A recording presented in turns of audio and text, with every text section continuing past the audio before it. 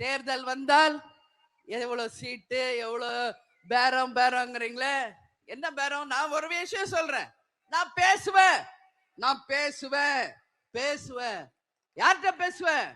எங்க மாவட்ட செயலாளர்கிட்ட பேசுவேன், எங்க நிர்வாகிகள் கிட்ட பேசுவேன், கடைகோடியில் இருக்கும் எங்கள் தொண்டர்கள் கிட்ட பேசுவேன். நம்ம யாரோட கூட்டணி வைக்கணும்னு, உங்க கிட்ட பேசுவேன். நீங்க யார் விரல் காட்டுறீங்களோ அவங்களோட தான் கூட்டணி என்பதை இந்த நேரத்தில் உறுதியாக சொல்ல நான் கடமைப்பட்டிருக்கிறேன்.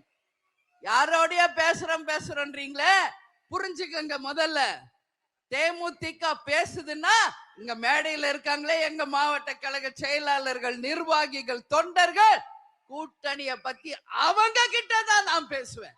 வேற யாருகிட்டயும் அவங்க ஒப்புதல் இல்லாம இன்னைக்கு இல்ல என்னைக்குமே உங்க அண்ணி, உங்கள் அம்மாவா இருந்து நான் சொல்றேன், பேச மாட்டேன்.